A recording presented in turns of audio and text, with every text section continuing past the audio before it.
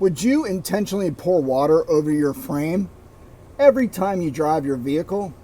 Well, this is the way Toyota designed this Tacoma 3rd Gen, where the evaporator drain hose will drain right on top of this frame cross member. And over time, it starts rusting out. So let me show you the quick 5 to 10 minute solution that can redivert this water away from the frame. Okay, so using my new handy magnetic work light, I will put this right on the frame. Boom. And now you can see, here is the solution. You basically get some rubber hose, attach it to the existing evaporator drain hose, which is inside of your firewall. It's very short, and that is what currently drips down onto the frame over time, causing rust onto your frame. So this is a quick little fix. I will put the link and the description to the type of hose you use.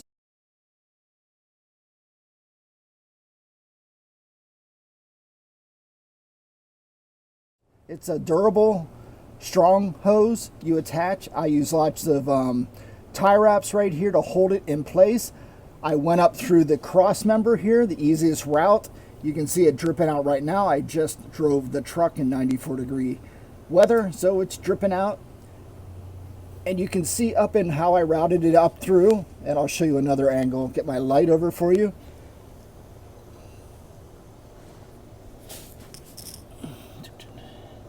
And this is called the AC drip mod. Let me see if I get that light up in there. There you go.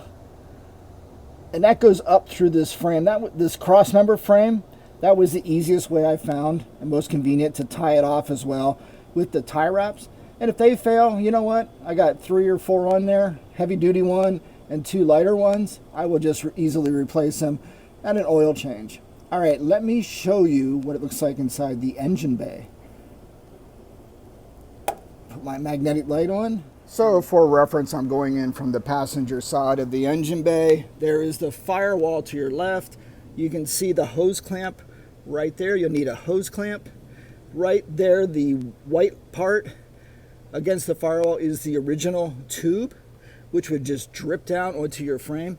The black part right here, right there, runs out, down through the cross member, and to the bottom of the vehicle, which I showed you earlier. There you can see, and I have them tie wrapped off just to hold the hose in place. The hose clamp is there as well to hold it in place. This will divert all the water coming out of the evaporator drain tube away from your frame, away from any body parts, and right onto the ground.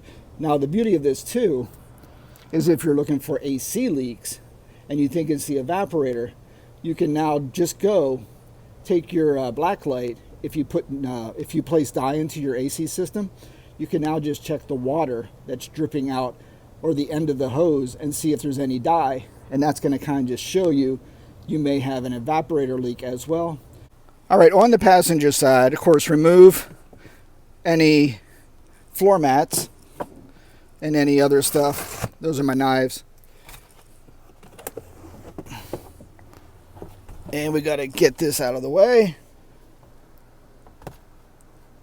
Get your handy dandy flashlight that you can drop. And you want to come in here, of course, on the hottest day possible, so you sweat the most. That makes it more enjoyable. You can gently pull back the carpeting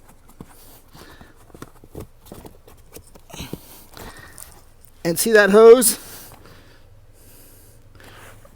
right there. Let me get some light up in there.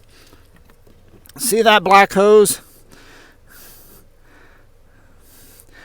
That on the left, right over here, right there, is your evaporator, AC evaporator box. Always a pain if you have to change that. You got to rip this whole dash out. It is a complete nightmare job.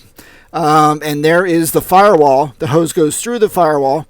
So there it is. It's going through your firewall, and it sticks out maybe 1 inch or 2, as you saw, probably about 2 inch, I think, and it gives you enough to slip over the new hose and attach a clamp to it and then route it down through the crossmember frame to keep all of this AC condensation evaporator water from dripping on your frame. All right, hope this helps. A lot of people know about this. I just thought I would make my own version of it because I do not remember doing this. It was probably been a year or so since I did it, and it was not that bad. It's just deciding where I was going to route the hose, and that was probably the hardest part of the job. All right, man. Hope this helps. Fun with trucks. Keep your old trucks, man. Anything before 2022 are gold. New vehicles are totally crap. After 40,000 some miles, trucks are bricking themselves. They're falling apart. They're made of plastic. Computers, components fail. If you have an older vehicle, just keep it. Work on it. Learn how to maintain it. Find a good mechanic that knows how to work on it. And above all, get OEM parts as best as you can for working on your truck and replacing anything. Even oil sometimes. Just get the Toyota stuff. PCV valves, filters. Just get it all the same. That way you know you're getting quality stuff and not Amazon junk that may be counterfeit or just fail after like a mile. So that's my 2 cents. Thank you for watching. I hope this helps. I will see you guys in the next video. All right. Like my light? The light really does come in handy. Toyota issued a TSB related to this for insects clogging the evaporator drain. But today I'm showing you a different modification many Tacoma owners perform, extending the drain so condensation drips below the frame instead of onto it. So there is a TSB, but it's for bugs clogging the line, which then will cause water damage inside the cabin.